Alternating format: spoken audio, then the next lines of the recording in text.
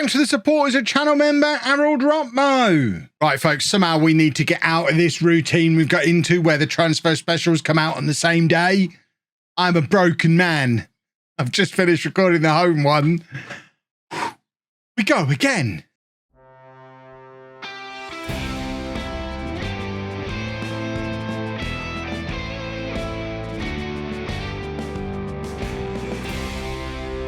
Hello and welcome to part 85 of Bourne in the USA. I'm Kevin. Coming up on today's episode, we have our season review and transfer special as we prepare for life in Tier 4. The US League 2, I think it's called, is our new season, our new league, our new tier. This is a review of the 2030 season, which, as you can see, got us a lovely little trophy, the US National Premier League. It's the last time we win the Premier League for a few years. These were our signings. Signing of the season has gone to Shota Takada, as you can probably imagine. Was in on loan last year, came in permanently this year. 17 goals, 11 assists from 29 appearances. Probably more excitingly than that is the 7.45 average rating. He is the closest thing to a complete forward we've had since Jorge Hernandez, and obviously he can't cut it at this level. Some other decent signings in there as well, but the big worry we've got is these loans we can't make permanent. And I'm a little bit worried about how we're going to bring anybody in this summer. Money is going to be a problem. I've been talking to a few people on Discord who are playing on the database who get, they're getting the same budgets in League One and the Championship that they were getting back in Tier 6 and 7. This is going to get harder. And the board were looking for mid-table. We finished first because I'm great. 105 points on the board. Torch are going to be absolutely gutted. I hope they come up too, because with 104 points, goodness me, do they deserve to win those playoffs? They're so much better than everybody else in this division, apart from us. They're better than everyone else left in this division, but knowing how the world works, it'll probably be Atlanta or Jacksonville who come up via the playoffs, because Torch will be distraught that they've done that well and not gone up automatically. And then budgets and finances and reputation stuff, nothing's really changing. The reputation is still only 1 star. Money is getting worse somehow. Sponsorships haven't improved. We don't get any broadcast money. Corporate and hospitality's gone down. Competition prize money has gone down. Match day revenue has gone down. We only sell 500 shirts. Takada sold more than anybody. Huyan's still shifting a few shirts, which is nice, but we need money. We get 1,000 people through the door and don't make any money any other way, really. And that's why we can't afford to pay proper wages. This was our team of the year. Roberts in goal, because we lost our goalkeeper when he broke his hip halfway through the season and was recalled from his loan. A back four of Campos, Morgan, Vinicius and Martinez. Quinn and Padilla in midfield, but of course Quinn probably not going to be here this coming season unless he extends his loan. And then Aguilar and Garcia out wide. Same situation with both of them. Unless they extend their loans, we've got no hope of signing them permanently. Kevin Johnson up front, our 32-goal top scorer, is out of contract this summer, and we can't afford to offer him a contract. So he'll probably sign for somebody else, and we definitely won't get him back unless something magical happens with the money, alongside Takada. So we're potentially having 4 key parts of the promotion machine ripped apart from us this summer. And I've got to somehow do some magic to at least put together a team that's as good as this one, which is going to be a challenge. Johnson won Player of the Year and Young Player of the Year. Takada, as we know, is signing of the season. Padilla got goal of the season. Top scorer was Johnson. Most assists was Johnson. Most man of the match awards was Johnson. Highest average rating was Johnson. I really wish we could find a way to give that man a salary. He wants to sign for us. We just can't pay him even what he's earning now. We're capping out at like £130 a week. And why would he come to us for £130 a week?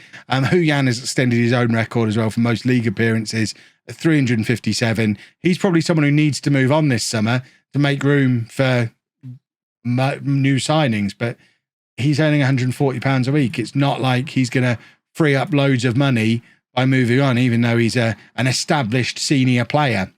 The finances are a nightmare. We've got a budget of 7,000. We're spending over 9,000. And it's not obvious where we trim that fat. Martin needs to, I mean, I say it's not obvious. He needs to move on. Vinicius probably earns too much. Campithune, bless his cotton socks, broke his leg, so we've not really got the best out of him. But I don't know, there are players here that we could get rid of, but it's not obvious that there's huge overspending that's gone on. But we've got to find a way to get Johnson through the door. The board are looking for me to repair the financial damage. That ain't happening. And avoid relegation from League Two. We will try and make that happen. Huyan's the only team leader and is probably leaving. Have you ever heard a newly promoted team, the manager, be so pessimistic about the season that's coming? But it's because the finances are a mess. They are an absolute disaster. And I don't really know what we do about it. I think my first job needs to be trying to get rid of as many players as I can to give us any chance at all of bringing in Kevin Johnson on a free transfer. See if there's any of the... See, these are players who we can't extend Aguilar's loan because he's out of contract. But I bet he wants absolutely insane money to sign for us. We can't give him £575 a week. Oh, what do I do? Oh. Johnson is sorted. He signs on a 1-year contract, £250 a week. We have had to gut this side to be able to do it. Ryan's gone, Southern's gone, Gomez is going. We've got Sebway is out of contract and leaving. There's a few. Almoral's leaving. The money is still not. We've taken all of our scouting budget, put it into transfer budget, then into wage budget. That's old chestnut. So we have no scouting budget, and we're still over the wage budget. At the moment, we've got Johnson signing permanently. Garcia's back on loan for next season. We'd like to sign Aguilar. I don't know if we're going to be able to get him because he wants far too much money. I'm more positive than I was because we've got Johnson. We might not be able to get Aguilar, but we have got ourselves a left-sided player. Dirk Sieber is a 21-year-old left back, left wing back, centre back. Maybe, I mean, he's not a centre back. He's 5'11". He's not going to be a centre back. He's on loan for the season. Better than any other left back we've got at the club. He's in from Austin Bold off of the Championship. £110 a week we're paying him for a loan contract. So certainly the right kind of budget level. I think it's going to be a very oddly put together squad, largely of loan players, and trying to squeeze in bargains wherever we can. My director of football, bless his cotton socks, is trying to sign players for me, and I just keep ruling him out because I don't want any of his nonsense. We've got to be very discerning about what we bring into this financial mess of a situation. Ooh, I don't know. Did we sell a player? I don't know why, but can we get Aguilar now? If we can get Aguilar now, that would be amazing. I mean, it's a lot of money, but we know he's good, don't we? I think we know he's good. So if we get him, I mean, it's a lot of money. Let's try and push him down. Certainly not going to do a signing on fee. Let's see how we can negotiate this. I mean, that's better. That'll do. We'll take him for that. Can we get Quinn as well? Because if we can get Quinn as well, we might actually get him, you know. Take signing on fees out. Take agent fees out. We can't afford any of this. Yeah, so we're not getting Quinn, probably. There's still time. Chris Johnson we don't want. We are going to have some significant gaps in the squad after we've moved everybody out. But if we can get Aguilar as well as Johnson, and we've already got Garcia, and we've still got Takada, that's our front four then. I'm turning it around. I'm much more positive than I was now. We have our new goalkeeper, Neil Trevino, is a 23-year-old goalkeeper, 3-star current ability, 4-star potential ability, but more important than any of that, he's cheap, £140 a week. Only conceded 84 goals in non-league last year. So, you know, Our League Two goalkeeper right there, boys and girls. This is a very different transfer video to what I normally do. Blame Croatia and Spain for what happened last night. I had plans to get the rest of it done in between the two matches, and then it went to extra time, didn't it? So it's half time and extra time right now as I record this bit. I've been busy. There've been lots of ins and outs. It's the 9th of July now.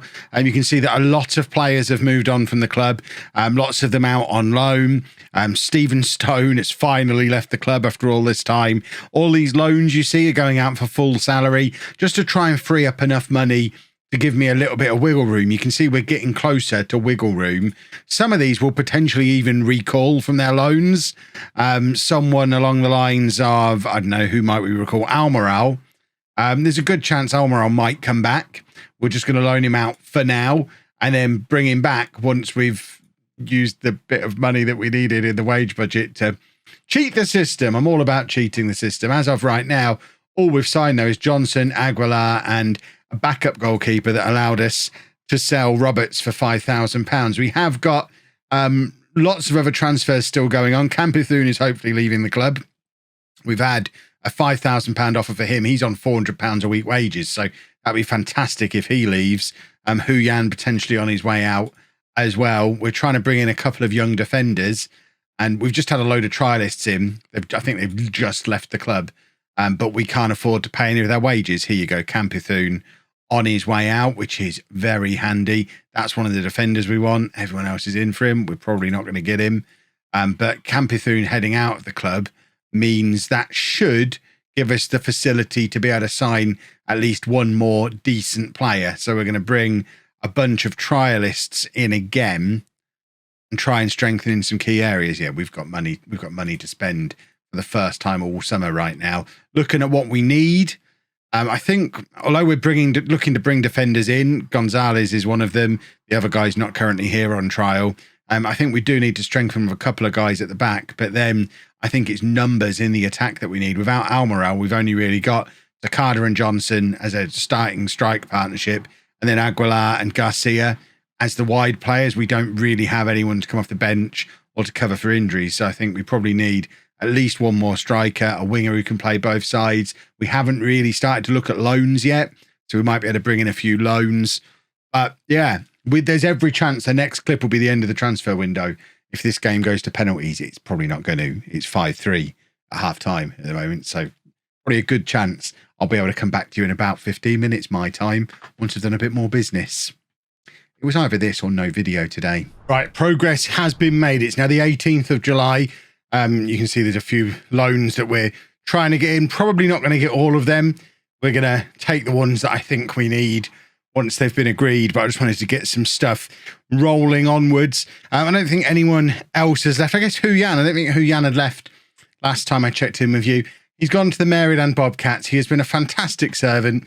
1, 2, 3, 4, 5, 6, 7, 8, 9. He did his full 10 years. Didn't turn 30, so couldn't get a testimonial.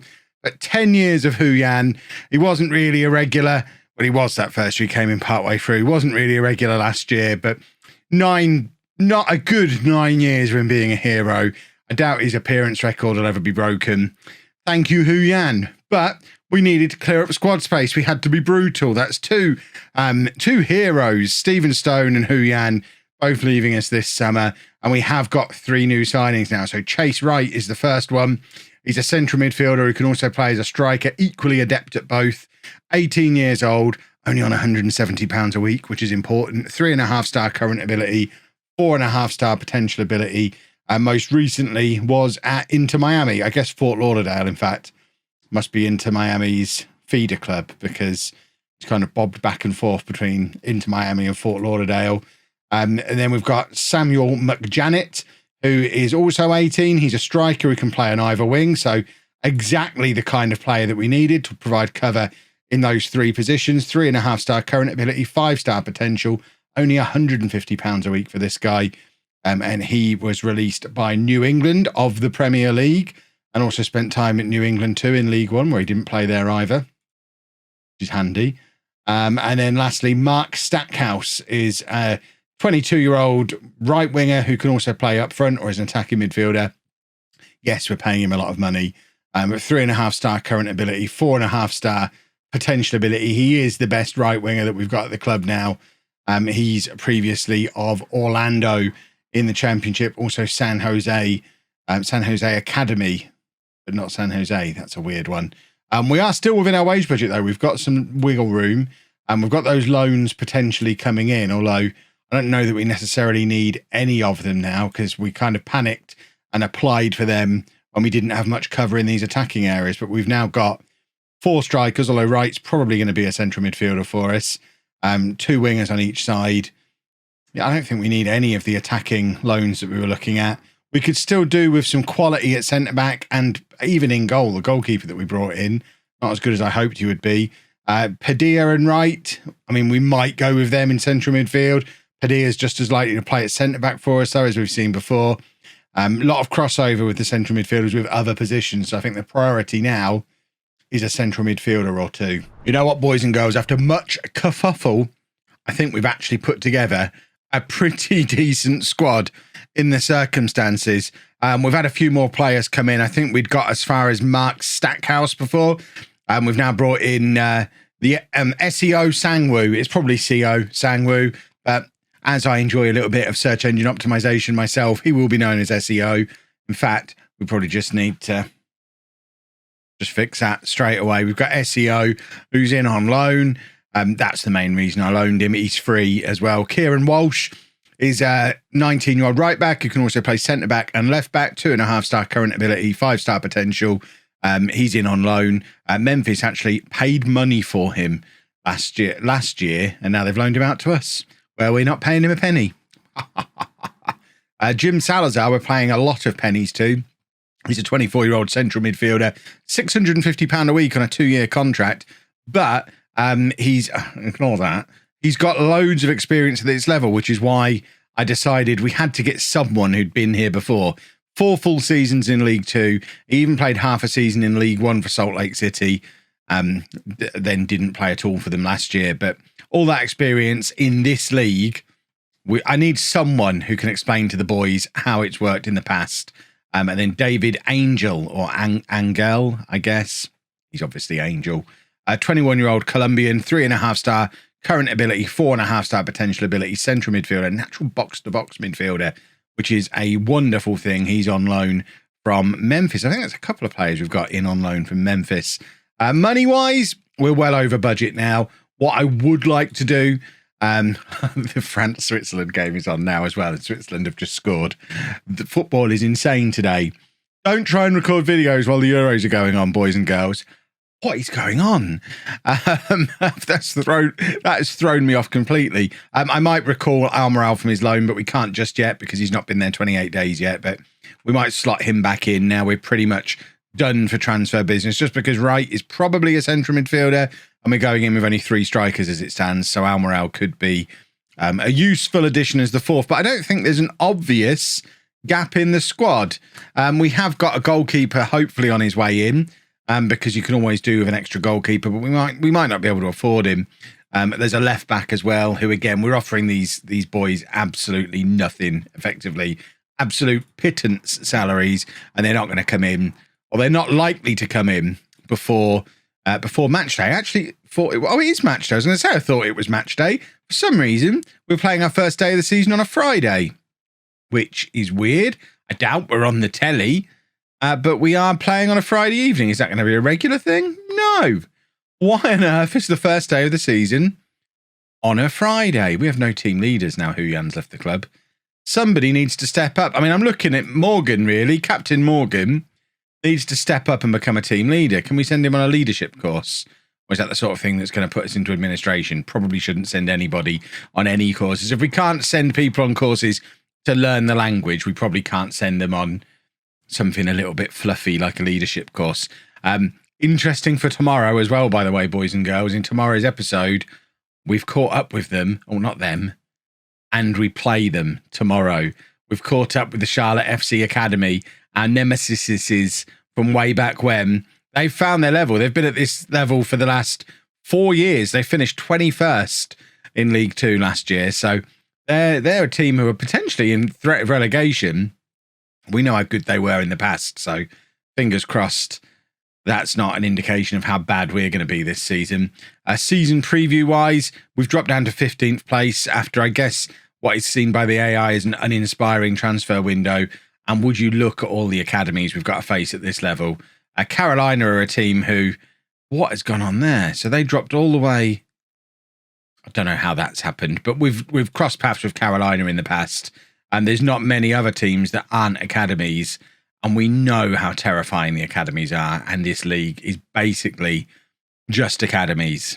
I think we're going to learn a lot in tomorrow's video where we play the first couple of games of the new season. I hope what we learn is positive. If you've enjoyed that, please make sure you leave a nice big thumbs up on there for me. Subscribe to the channel for daily Football Manager videos. And thank you very much for watching. Still 1-0 in the football.